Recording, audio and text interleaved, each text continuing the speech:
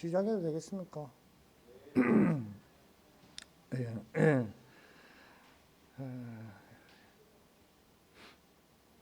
270장.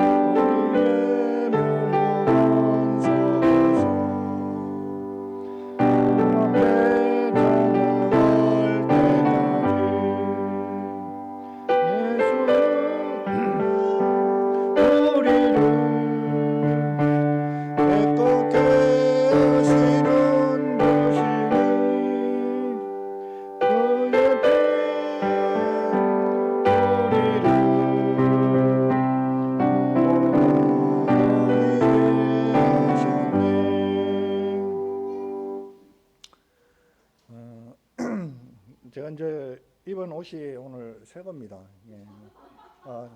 이제 처음 우리 집 사람이 골라가지고 한 건데, 제가 이제 이런 생각을 해봤습니다. 좀 처음에 이제 이 옷을 이제 지금 완벽하잖아요. 떨어진 데도 없고 뭐 홈 있는 것도 없고. 근데 이제 좀 차적으로 이제 입다 보면 자기도 모르게 이제 때도 묻고 또 떨어지고 이렇게 하는 것을 이제 보게 됩니다. 또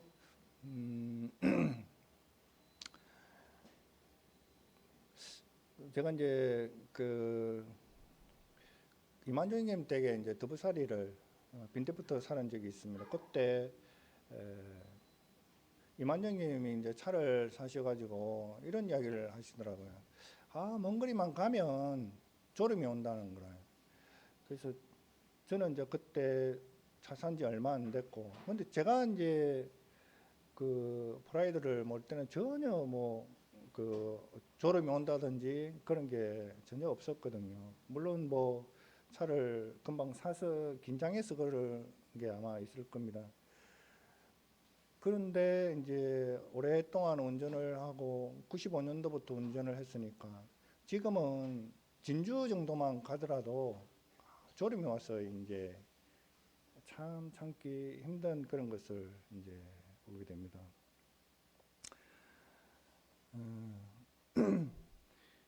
제가 이제 머리카락을 이제 그 저를 빠진 지 정말 몰랐습니다. 뭐 제가 그 머리에 뭐 관심도 없지만은 빗질을 안 하니까 뭐 빗질을 하면 아 머리카락이 많이 빠지네, 또는 머리를 감으면 다 눈을 감잖아요. 막 감아가 비면 샴푸 칠하고 이래 하니까 이게 머리가 빠졌는지 안 빠졌는지 전혀 모르는 거라. 근데 우리 이제 그 간사에 이제 있으면 그 우리 선배 룸메이트죠. 선배는 이제 샤워 그쪽에 머리를 감고 저는 이제 세면기에 이렇게 머리를 감아요.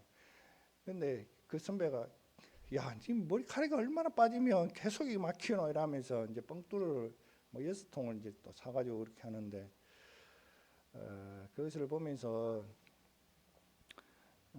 주님께서 이제 마태복음 10장 30절에 너희에게는 머리털까지 다 세신 바 되셨다고 그러셨잖아요. 물론 언뜻 생각하면 머리카락 이거 뭐 세시는 게 그렇게 중요한가 그런 생각도 이제 저는 한때 들었어요. 근데 평균적으로 한 사람들이 하루에 머리카락이 한 50개 정도 빠진답니다. 그런데 이제 더 빠지는 사람도 있고 그렇겠죠. 근데 주님께서는 그 사소한 눈에 보이지 않는 또 관심도 안 가지는 그 머리카락까지도 이제 관심을 가지고 우리의 어떤 그것들을 다 알고 계신다는 거죠. 제가 이제 항상 일어나면 이제 말씀을 봐야 되겠다 이래 할 때 있는데 딱 컴퓨터를 켠다든지 아니면 이제 어떤 이걸 하다 보면 오늘 뉴스가 뭐지 하다 보면 점점 이제 그쪽으로 또 빠지고 말씀 시간은 이제 한정돼 있으니까 말씀 보는 걸 놓치다 보면 하루가 막 정신없이 지나갈 때가 많이 있더라고요. 그래서 이제 어떨 때는 말씀을 이제 많이 읽을지라도 또 내일 되면 아니한 생각에 이렇게 말씀이 점점 이런 게 등한이 되는 그런 것들을 수시로 이제 경험하게 되는데 우리는 못 느낄지라도 주님께서는 우리의 일거수일투족 또 우리가 느끼지 못하는 그 부분까지도 이제 주님께서는 다 세고 계신다는 거죠. 세밀하게 건강검진을 받았는데 점점 이제 당 뭐 118, 116 당이 그랬었는데 이번에는 129 되더라고요. 또 작년까지만 해도 뭐 당 그 외에는 전혀 이제 이상이 없었는데 올해는 또 갑상선 저하 또 느끼지는 전혀 못하는데 갑상선 저하증이 이제 점점 다가오고 있다고 그러더라고요. 그런 걸 이제 보면서 어쨌거나 주님께서는 우리의 그 건강, 영적인 거, 그 모든 것들을 다 깨고 계시니까 그 하나님께 의지하고 한다는 것은 놀라운 일이고 우리에게 엄청난 은혜가 아닌가 하는 그런 생각을 해봤습니다. 그 301장 한 곡도 부르겠습니다.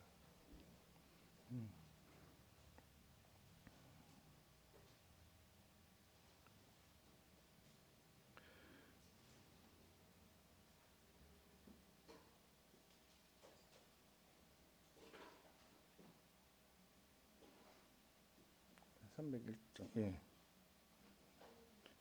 찬송가 301장.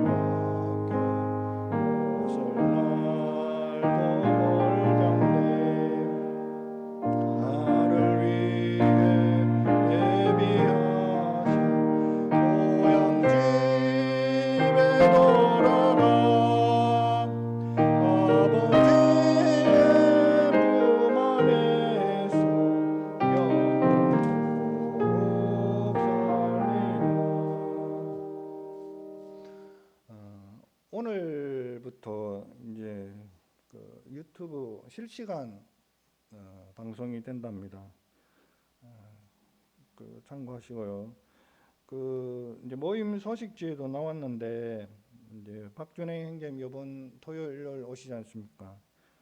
그 책 영혼에서 오신 예수 그리스도를 출판하셨는데 많이 좀 구매를 해주셨으면 합니다. 참 이 귀한 행제님인데 우리 모임의 산 증인이고 역사와 같은 그런 분이고 그런데 그 박준행 행제님뿐만 아니라 박주환 행제님 그 책도 혹시 주문하실 분이 계시면 우리 정한길 행제님한테 신청을 해주시면 감사하겠습니다.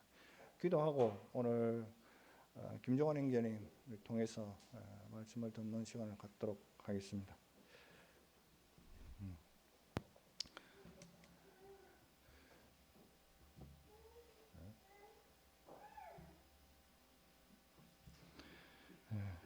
아버지 하나님, 참으로 주님의 크신 은혜를 기억할 때 감사를 드립니다. 참 올 한 해 참 저희들에게 많은 변화가 있었던 것을 보게 될 때 주님께 감사를 드립니다. 참 예배당 건축을 참 구할 때 참 믿음이 필요하고 또 기도가 필요할 때 주님께서 저희들에게 이 믿음을 주시고 또한 기도케 해주신 사실을 생각할 때 감사를 드립니다. 그를 통해서 참 저희들로 하여금 주님을 더 의지할 수 있도록 또 저희들이 드리는 그 기도를 하나님께서 참 빠짐없이 응답하시는 그러한 분임을 참 저희들로 하여금 깨닫게 해주시고 참으로 주님께서 얼마나 이 신실한 분인가를 그 예배당 건축을 통해서 저희들이 보게 되었습니다. 아버지 하나님, 참 저희들이 조그마한 것 관심 없는 그러한 것도 주님께서는 놓치지 않고 저희들의 참 보이지 않는 극히 사소한 것까지도 놓치지 않고 저희들에게 관심을 가지고 또 그것을 참 주님께서는 기억하시고 참 보호해 주시는 것을 생각할 때 주님 감사를 드립니다. 참으로 주님께서는 저희들에게 항상 가장 좋은 것으로 주시는 분이심을 기억할 때 감사를 드립니다. 이 시간 참 행절을 통해서 저희들에게 또 하시고 싶은 그러한 저희들에게 꼭 필요한 그러한 말씀들을 또 행절을 통해서 잘 증거할 수 있도록 행절을 붙들어 주시고 또 그 입술과 이 마음과 그러한 것들을 행님께 참 주님께서 주장하여 주시고 은혜를 베풀어 주시옵기를 원합나이다. 또한 저희들이 참 말씀을 들을 때 이 주님의 말씀을 잘 박힌 목과 같이 저희들 마음 가운데 새기고 또한 주님 말씀을 순종하는 그러한 마음을 가질 수 있도록 저희들의 마음을 주관하여 주시옵기를 원합나이다. 주께 이 시간을 온전히 의탁드려올 때 모두를 우리 주 예수 그리스도 이름으로 아버지 하나님께 기도드렸습니다. 아멘. 예.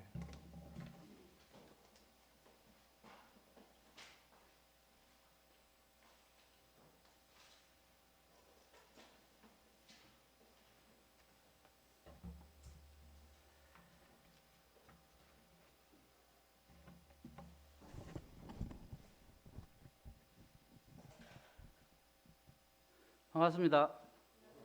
네.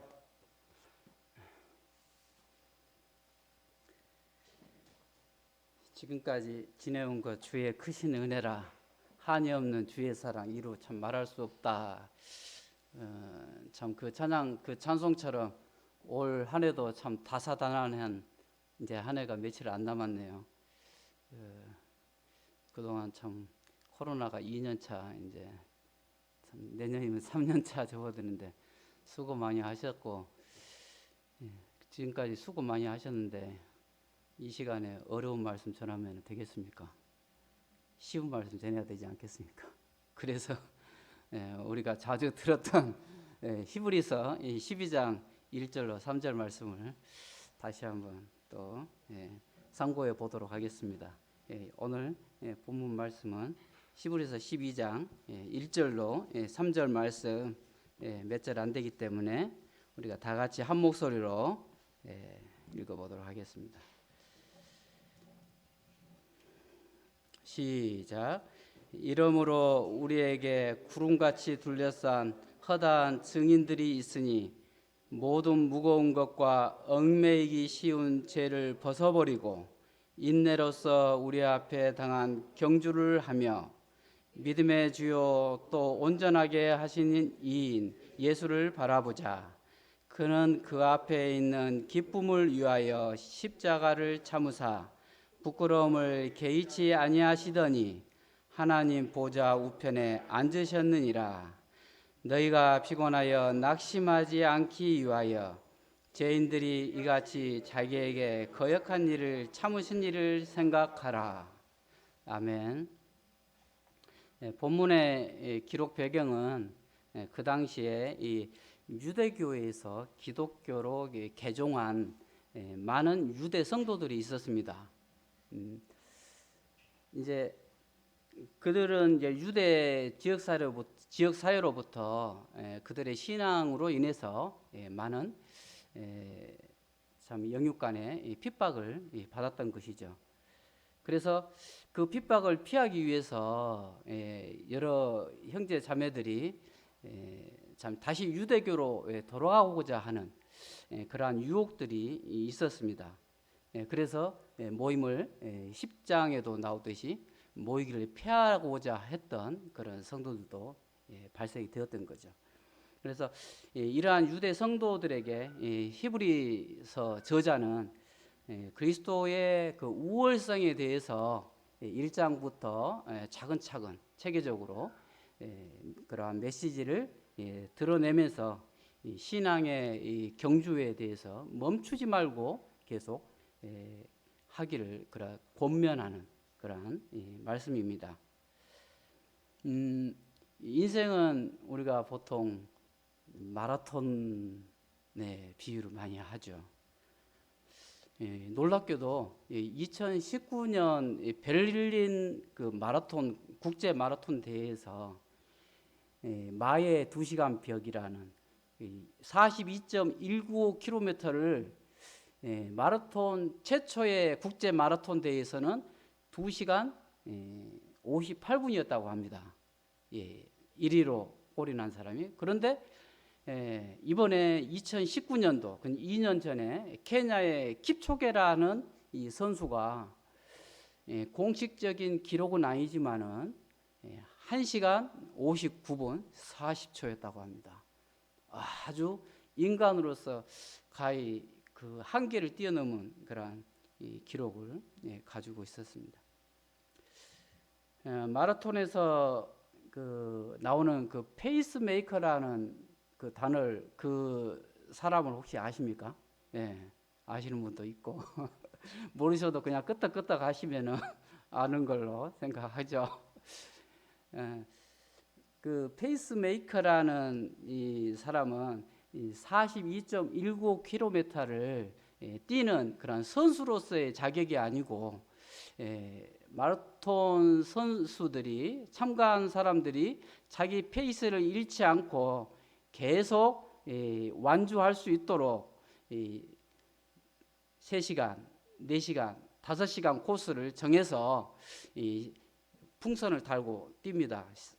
3시간이라고 3H. 그러면은 3시간 만에 나는 이 42.195km를 뛰어야겠다 하는 사람은 그 페이스메이커를 계속 속도를 맞춰서 따라가면은 3시간에 도착하게 되는 그러한 역할을 해주는 사람이 바로 이 페이스메이커입니다.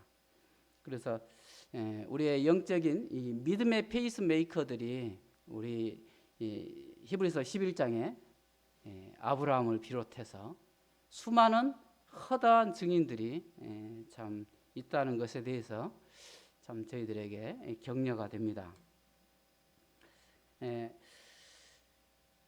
우리가 구원받은 이후에 그리스도인이라고 하면은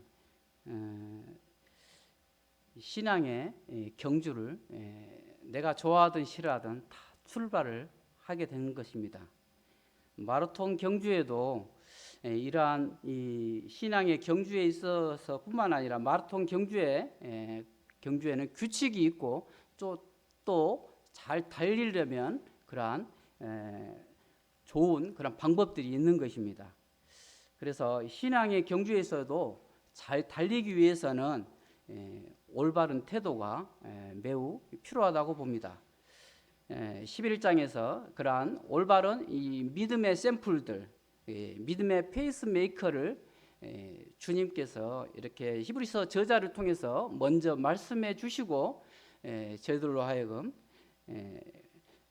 신앙의 그 경주를 달리도록 격려하고 있는 것입니다. 신앙의 경주를 하는데 올바른 자세가 우리 3가지가 나오죠. 그 3가지에 대해서 교제하기 전에 오늘 제목은 아직 마라톤은 끝나지 않았습니다 라는 그런 제목으로 주제는 이 신앙의 경주를 하는데 올바른 자세에 대해서 교제하겠습니다. 첫 번째 우리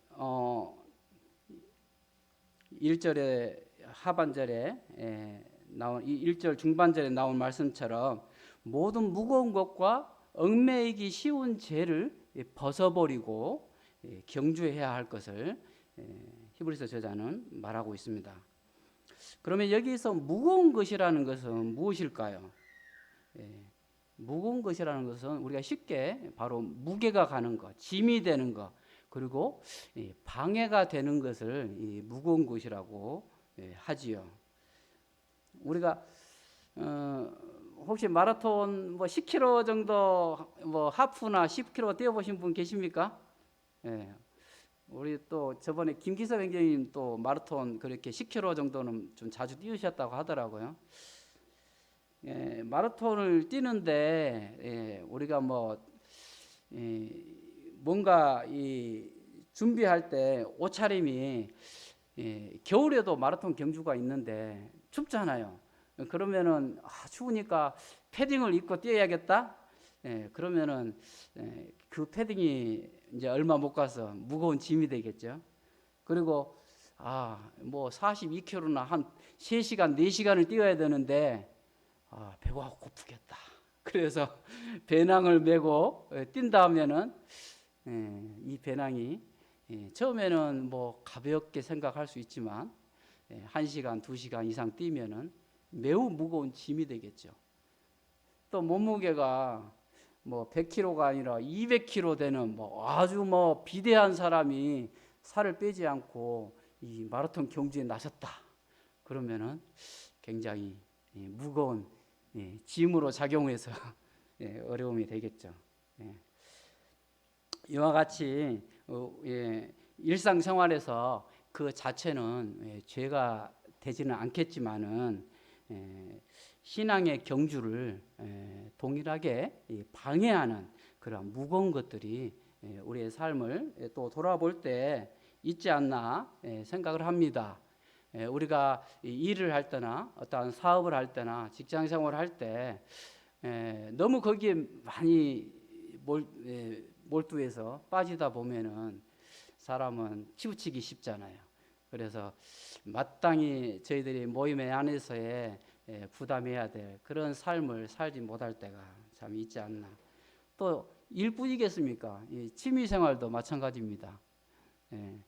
뭐 다들 그런 경력을 가지고 계시겠지만은 오락을 좋아해서 또 여러 가지 낚시라든지 또 스포츠 경기라든지 또 어떤 분은 또 스포츠를 직접 하는 것보다 이렇게 보는 걸 좋아하기도 하고. 저도 마라톤을 예전에 한 10년 전에 저희 동네 그 LG 메트로 동호회가 있어가지고 마라톤 동호회에서 이제 계속 훈련을 했었어요. 그래서 대회가 꼭 주일날 있잖아요. 그래서 그 당시에는 연제교에서 잘 적응하지 못했던 시기여서 주일 가끔씩 빠졌습니다. 그렇게 이제 좀 그런 부분들이 생기더라고요. 빠지다 보면 뭐 취미생활 뿐이겠어요. 우리 학생들 공부하는데 여러 가지 유혹이 되잖아요. 시험이 되고 그래서 고3이 되면은 참 또 교회 생활을 잠시 휴가 내고 몰두하기도 하는데 그러다 보면은 다시 돌아오면 좋은데 돌아오지 않고 또 세상으로 빠질 수가 있는 것이죠. 학생들도 스마트폰 얼마나 참 요즘 쉽지 않는 참 문명의 이기이지만 참 이 믿음의 신앙의 경주를 방해하는 그런 부분이 있다고 봅니다.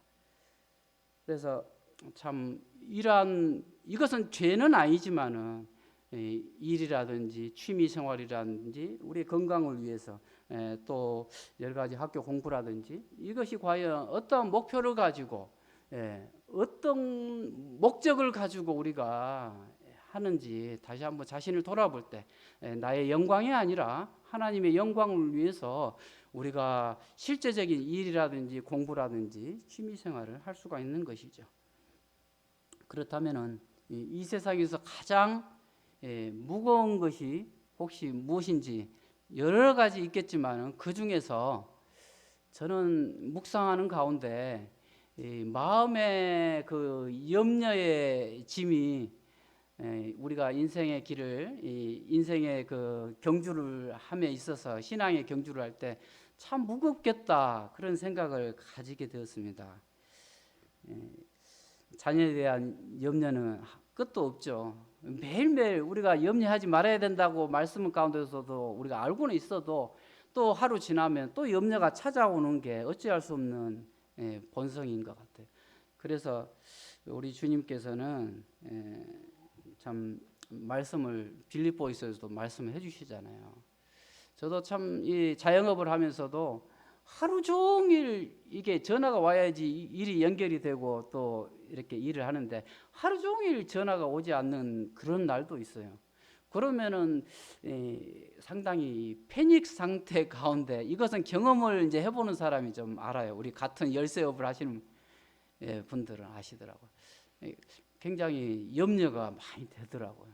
그런데 그 다음 날 또 뭐 갑자기 소나기성 전화가 또 오는 경우가 있어요.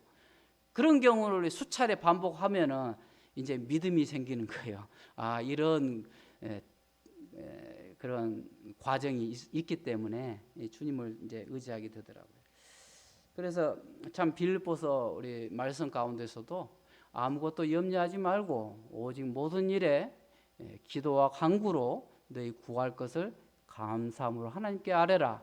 그리하면 참 지각이 뛰어나신 하나님께서 그리스도 예수 안에서 우리의 마음과 생각을 평강 가운데 지켜주신다고 우리 주님께서는 약속해 주신 그 약속의 말씀을 붙들고 우리가 한 번만 붙들면 염려 안 할 수 있습니까? 시시때때로 염려가 찾아올 때 기도하는 겁니다. 주님의 약속의 말씀을 붙들고 기도할 때 우리는 염려로부터 자유함을 얻을 수 있는 것입니다. 그러면 신앙의 경주를 방해하는 것이 무거운 것만 있는 것이 아니라 한 가지 더 있는데 그것은 우리 말씀처럼 쉽게 유혹이 되는 죄라고 본문에서 말하고 있습니다.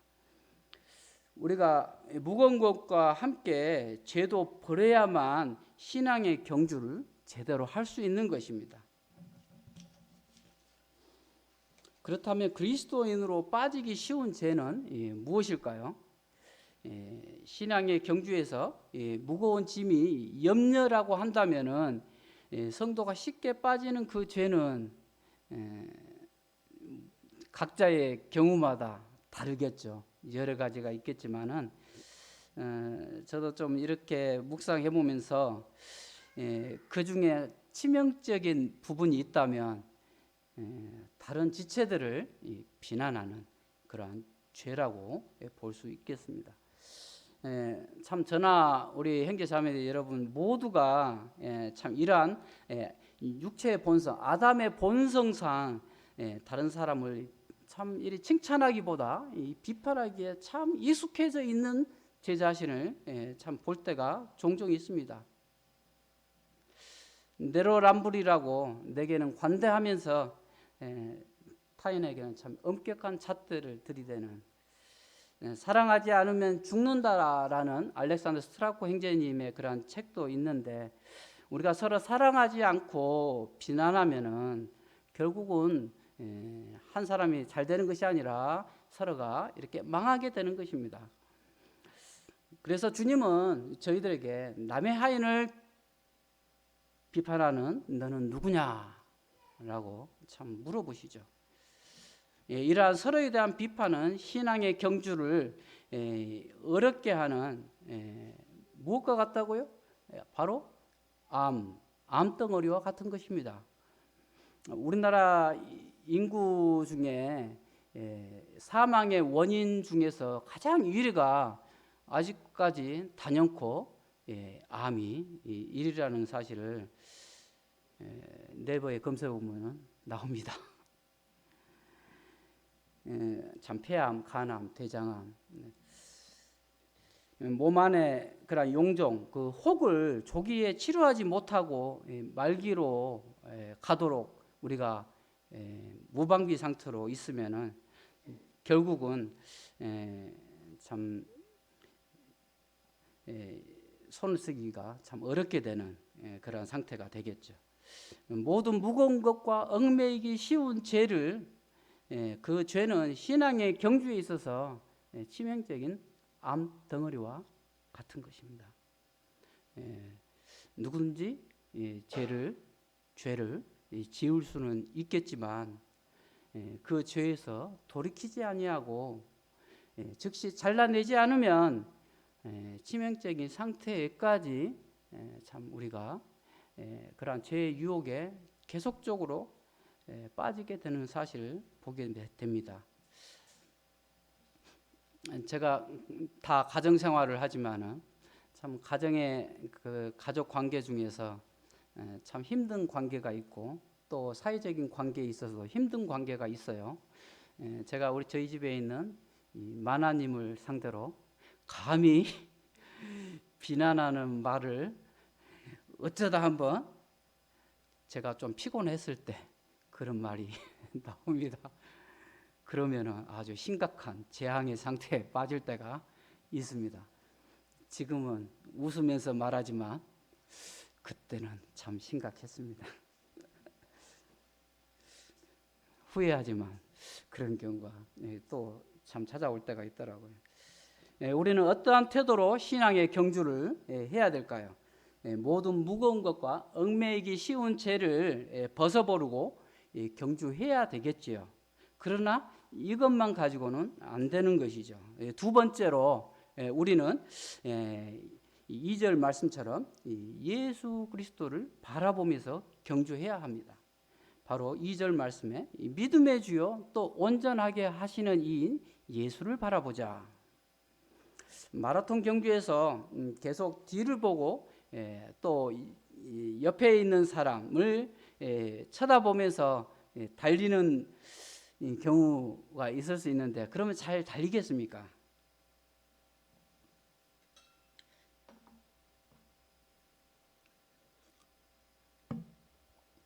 운전하면서 그 뒤에 계속 뒤에 보고 싶은 거예요. 그래서 백밀러만 앞을 쳐다보지 않게 백밀러를 계속 보고 가면은 사고가 어떻게 안 날 수 있겠습니까? 신앙의 경주에서도 사람을 목표로 두고 또 사람을 바라보는 사람이 있을 수 있습니다. 다른 사람이 나보다 못하게 되면은 그 아담의 본성상 우월감을 가질 뿐만 아니라 그 사람을 또 무시하게 되고 또 거만하게 나도 모르게 그러한 육체의 본성이 참 나오는 것을 저만 경험하겠습니까? 우리 여기 형제 자매님들을 가만히 듣고 있는데 속으로 그렇지 안 그렇습니까? 안 그렇습니까? 그렇겠죠. 저를 낙심케 하지 마십시오. 그래서 나보다 반대로 잘 나가는 사람이 있으면은 굉장히 사촌의 밭을 하면 배가 아프듯이 시기가 나고 질투가 나고 그런 마음들이 막 나도 모르게 나오는 거예요. 그렇죠. 사도 바울에게는 바로 이러한 나의 달려갈 길이 있다고 했습니다. 세례 요한도 그의 그 공생의 그 짧은 30년의 삶 가운데 약 1년 정도의 그 공생의 기간 동안 예수 그리스도를 소개하는 그러한 사명을 다하고 아주 짧게 단명한 그러한 분이었습니다. 그렇지만 사도 요한은 90년이 넘게 장수하면서 요한계시록을 기록하는 그러한 사명을 가지고 살았던 하나님의 종이었습니다. 참 우리는 이와 같이 90년 또 70년, 50년 짧게는 세례 요한처럼 30년을 살 수도 있는데 각자가 그러한 달려가는 코스와 기간이 다르다는 것을 우리는 알 수가 있는 것입니다. 우리가 교만해지고 싶고 다른 사람을 멸시하고 시기하고 질투하고 싶으면은 다른 사람을 바라봐야 되는 것입니다. 또한 낙심하고 내가 정말 패배감에 젖어 살려면은 자기 자신을 바라볼 때 우리는 그런 가운데 빠질 수가 있는 것입니다. 우리 안에는 속에 선한 것이 없는 것이죠. 그러면 누구를 바라봐야 되겠습니까? 바라보다라는 뜻은 다른 것들로부터 눈을 돌려서 또 다른 어떤 것을 주목하다라는 그런 뜻이 있습니다. 즉 다른 사람이나 내 자신에게 한눈 팔지 않고 예수님만을 주목하는 것을 말합니다. 그래서 영어 성경에는 바라보다 그 말씀을 픽싱, 고정하다, 고정을 시키는 것. 우리의 눈은 어디에 고정이 되어 있습니까? 우리의 마음은 한 마음입니까? 두 마음을 품고 있습니까? 예수 그리스도에게 오로지 한 마음으로 고정시키는 그러한 이 믿음의 경주가 필요한 것을 말씀을 통해서 보게 됩니다. 또 어떤 사람은 주위에 환경을 바라보는 사람이 있습니다. 사업이 잘 되고 자녀가 좋은 대학에 들어가고 또 대기업에 취업하면은 우리의 마음이 괜히 올라가게 되죠. 그래서 열심히 이제 신앙의 경주를 하지만은 굉장히 또 반대로 꼬이는 사람이 있습니다. 정말 뭐 설상가상으로 뭐 엎친 데 덮친 격으로 이런 사고들이 일어날 수가 있는 것입니다. 그래서 경주에 나태하게 되고 또 믿음의 경주를 포기할 수가 있는 것입니다.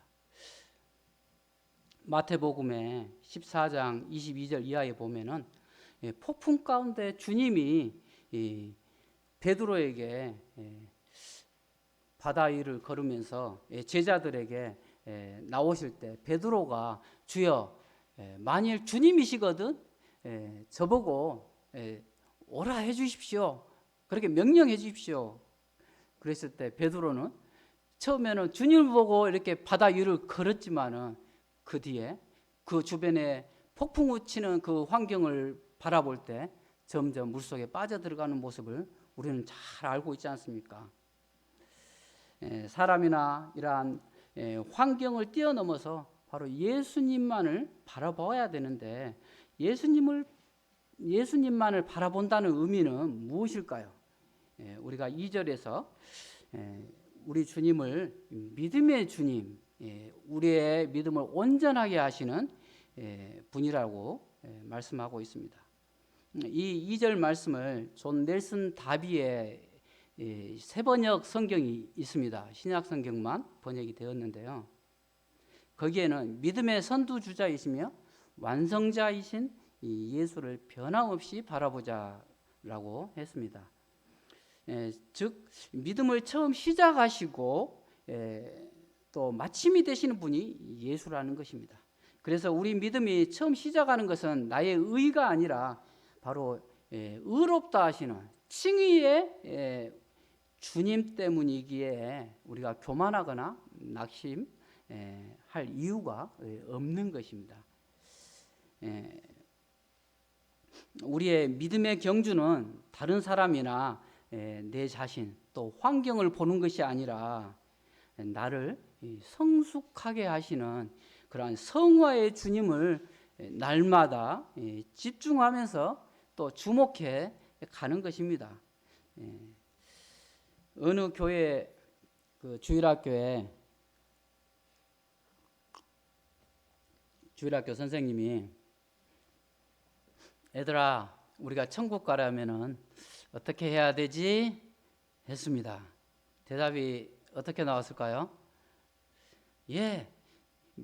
예수님을 믿으면 가요. 믿음으로 천국 가요. 당연히 선생님은 이런 대답이 나올 것을 기대했습니다. 그런데 애들이 죽으면 갑니다. 죽으면 가요. 그렇게 참 황당하게 선생님은 그 대답을 듣게 되었는데요. 철로 역정에서 이 주인공 크리스찬이 마지막 관문이 이 죽음의 강을 믿음으로 건너며 바로 이 영화에 이르는 이 모습을 봅니다. 철로 역정이라는 영화 한번 보시면은 다운 받아서 보시면은 아주 참 재미는 없지만은 영적인 깊이가 있는 참 좋은 영화였습니다. 우리는 이 믿음의 경주를 통해서 날마다 주님을 바라봄으로 죽음 앞에서 두려워하기보다는 찬양하며 영광의 문에 입성할 수가 있는 것입니다. 하나님께 가장 영광을 돌려드릴 수 있는 순간이 어느 순간이겠습니까?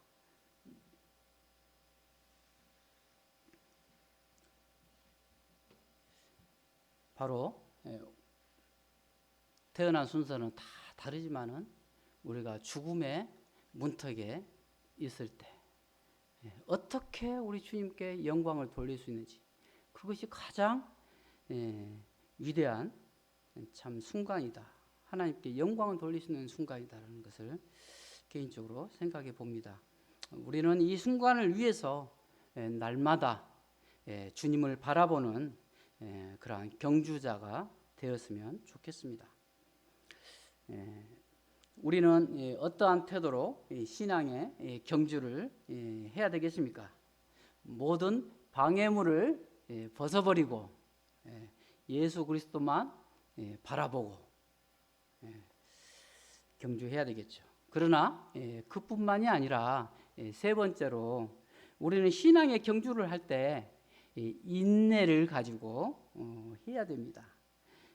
1절 하반절에 인내로서 우리 앞에 당한 경주를 하며,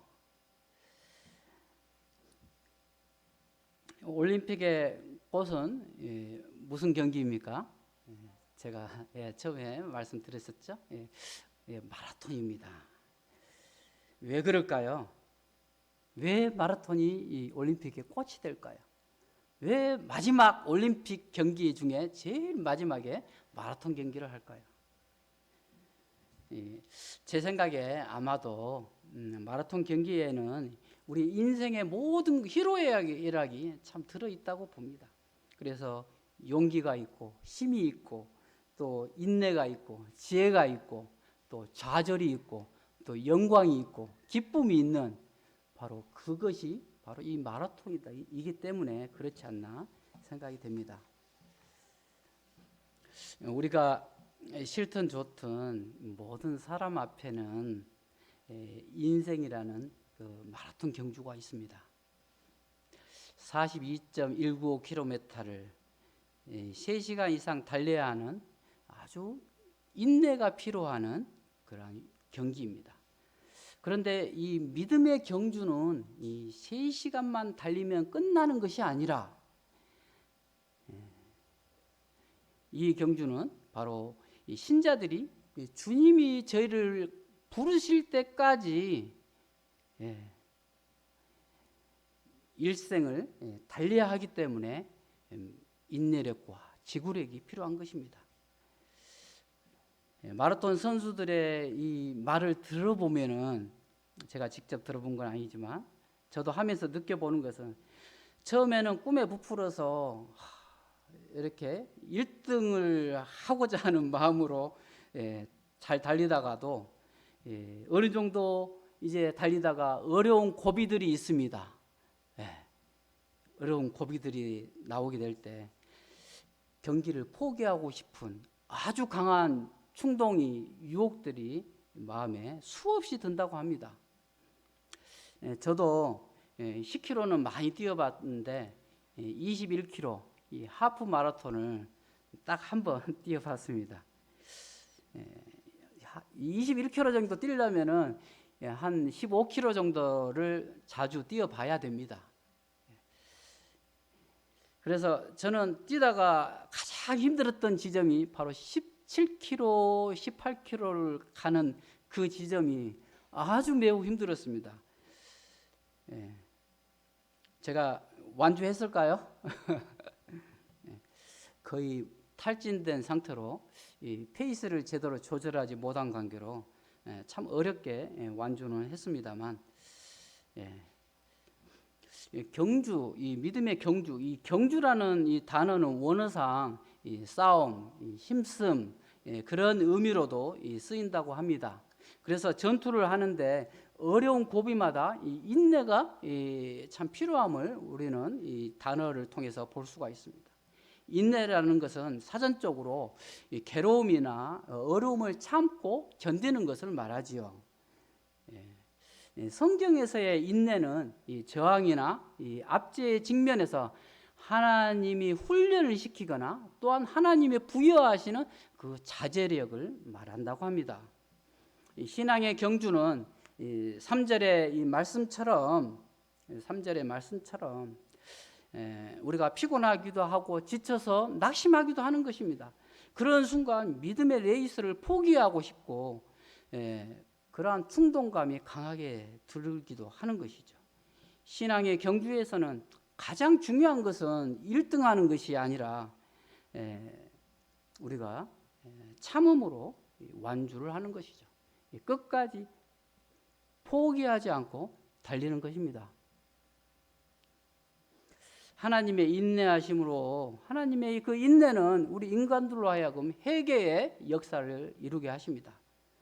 반면에 그리스도인의 성도의 인내는 그걸 통해서 소망을 이루게 하시는 것입니다.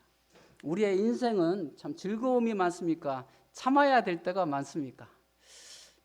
참 해가 갈수록 참아야 될 때가 더 많은 것 같습니다. 우리 주님도 이 땅에 오셔서 달려가야 할 길이 있었습니다. 맨 먼저 하늘나라 그 영광의 보좌를 버리고 오셨던 것이죠. 그리고 피조물인 그 인간의 몸을 입고 비천한 그 마국간에 태어나신 것이 참으로 참 어려움이 없지 않겠습니까? 그 믿었던 그 사랑하는 제자들에게 또한 배반을 당하시고 피조물들에게 그러한 많은 수욕을 또 모욕을 당하시면서 십자가에서 온몸이 채찍으로 말미암아 찢겨지시는 그러한 고난 가운데서 우리 주님은 이러한 것들을 온몸으로 참아내셨습니다. 어떻게 가능했었을까요? 우리 자매님들이 참 출산의 큰 고통을 참는 것은 새 생명의 탄생이 뒤에 숨어 있기 때문이겠죠. 이 엄청난 기쁨과 환희가 있었기에 참을 수 있는 거 아니겠습니까? 우리 경험자들은 다 아시겠죠. 그 시편 126편에 울며 씨를 뿌리러 나가는 자는 반드시 기쁨으로 그 곡식단을 가지고 돌아온다고 말씀하십니다. 이러한 주님을 우리는 깊이 묵상하는 그러한 이 금정교회 성도님들이 되었으면 합니다. 우리가 피곤하고 지쳐서 낙심하고 넘어질 때 이 인내함으로 우리가 우리에게 주어진 각자의 주어진 그 믿음의 경주를 끝까지 포기하지 마시기 바랍니다. 참 요즘 잘 참지 못해 어려움을 많이 당하는 그런 부분들을 이웃들을 또 매스컴을 통해서 많이 보지 않습니까? 주차 문제나 또 층간 소음 문제, 참 심지어 살인까지 하는 이러한 참 무서운 세상입니다. 자존심을 건드리면 이러한 비극을 초래하는 것을 참 보는 것이죠. 고슴도치 딜레마라는 것이 있는데 그런 말 들어보셨죠? 독일 철학자 소펜하우어의 우화에 고슴도치들의 겨울나기라는 글이 있지 않습니까? 거기에 보면은 영하 20도의 아주 추운 날씨에 고슴도치들이 너무 추워서 저희 집에서도 고슴도치를 키워봤는데 너무 추워가지고 서로 가까이 하면은 서로의 가시가 찔려가지고 피가 나고 그래서 다시 떨어지다가 또 추우니까 다시 붓고 그러다가 피가 흘러나서 그래서 얼어서 죽고 또 피가 흘려서 죽은 그러한 이 우화를 통해서 고슴도치 딜레마라는 그러한 이제 단어가 생겼는데 참 이러한 서로가 가까이 하고 싶지만 서로의 상처가 되는 그러한 참 모습을 보게 됩니다. 믿음은 큰 업적을 이룬다고 합니다. 사랑은 이 많은 영혼들을 사람을 얻을 수 있다고 하죠. 그렇지만 인내하지 못하고 참지 못함으로 인해서 우리는 이 많은 것들을 지킬 수가 참 없는 것을 보게 됩니다. 성경의 인물들 중에서 세 부류의 사람이 있다고 합니다. 첫 번째 부류는 시작은 잘했지만은 유종의 미를 거두지 못한 사람이 있죠. 솔로몬을 보면은 그렇다고 봅니다. 둘째는 시작은 참 했지만은 중간에 사라져 버리는 그런 롯과 같은 데모와 같은 그런 사람을 보고요. 셋째는 처음부터 끝까지 초지일관 그 충성스럽게 인내하면서 믿음의 경주를 했던 아브라함이나 다윗이나 수많은 그러한 믿음의 선배들을 우리가 신약에서는 사도 바울과 같은 그런 분들을 봅니다. 우리는 누구나 온전한 정신이라면 몇 번째 참 속하기를 바랍니까? 첫 번째입니까? 두 번째입니까? 세 번째 부류에 속하기를 원하죠. 세계 6대 이 메이저급 이 국제 마라톤 대회가 있는데 그 중에서 미국 뉴욕의 국제 마라톤 대회가 해년마다 11월 첫째 주에 열린다고 합니다. 그래서 이 뉴욕 마라톤 대회가 작년에는 코로나 때문에 개최되지 못했는데 올해 개최가 되었다고 합니다. 저는 뭐 보지도 못했고 가보지도 못했는데 1982년도 뉴욕 마라톤 대회에 린다 다운스라 하는 뇌성마비 그러한 장애인 여성이 있었습니다. 그 장애인 여성이 그러한 불편한 몸을 이끌고 그 보조 기구를 통해서 린다는 2년 이상을 그 마라톤을 위해서 훈련을 하면서 준비를 했다고 하죠. 그래서 드디어 경기가 임박해서 경기가 시작됐을 때 린다는 장애인 보조 기구에 의지해서 그 42.195km를 달리기 시작했습니다. 걷기도 하고 달리기도 하고 2시간이 지나고 3시간이 지나서 선두 그룹들은 다 결승점에 들어오고 이제 4시간, 5시간이 지나면서 점점 이 마라톤은 이제 막을 내리고 철수하는, 그래서 방송을 중계하던 방송사나 취재 기자들은 이제 모두 다 철수를 하면서 저녁 7시 그 마라톤 경주에 대해서 취재한 것들을 방송에 내보내기 위해서 이제 부랴부랴 열심히 준비하고 있는데 그때 갑자기 방송국에 이런 전화가 걸려왔습니다. 아직 마라톤은 끝나지 않았습니다. 지금 허드슨 강가에 한 여인이 지금도 달리고 있습니다.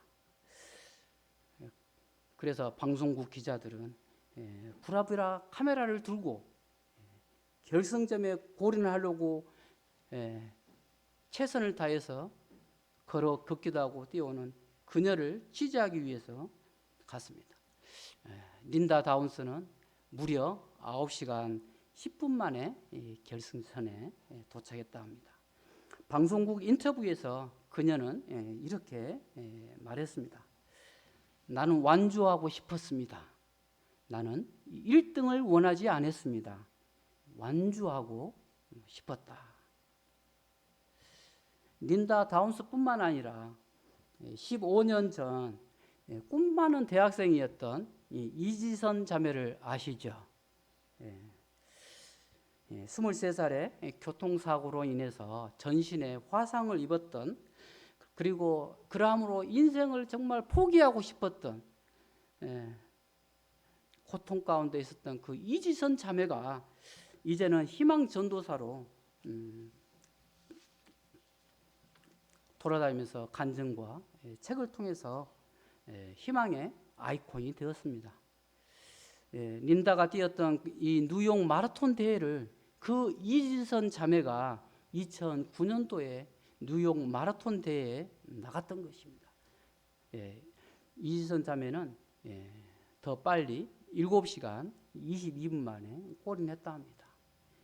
그 자매가 인터뷰에서 나의 목표는 처음부터 완주였습니다. 나와 같은 친구들에게 용기를 주고 희망의 상징이 되고 싶었습니다. 린다 다운스나 이 지선 자매가 뛰었다면은 우리의 상황은 린다 다운스나 이지선 자매와 같은 똑같은 상황은 아닐지라도 우리의 참 여러 가지 참 믿음의 경주 가운데서 우리도 정말 가치 있는 1등보다 더 가치 있는 믿음의 레이스를 뛸 수 있지 않겠습니까? 믿음의 경주는 1등이 목표가 아니라 끝까지 완주하는 데 있는 것입니다. 이제 2021년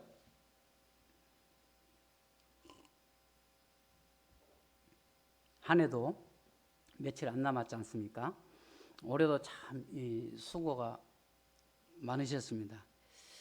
제가 준비한 말씀이 참 위로가 되었으면 하는 그러한 기도가 있었습니다. 코로나로 인해서 심신이 지치기도 하고 피곤하고 경제적으로도 참 어려운 시기를 통과하고 있습니다. 우리의 참 미래는 한순간도 참 예측할 수 없는 불확실함 속에서 참 살고 있습니다. 그러기에 계속 믿음으로 사는 법을 터득해 가는 것이 지혜이다라고 생각이 됩니다. 코로나 시국에 저희들은 이 금정교회라는 그 믿음의 이 터닝 포인트를 가지게 되었습니다.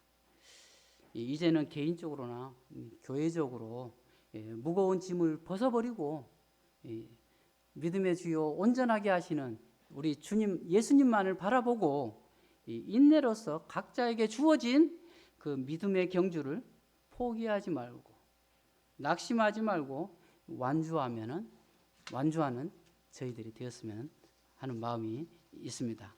이상 마치도록 하겠습니다.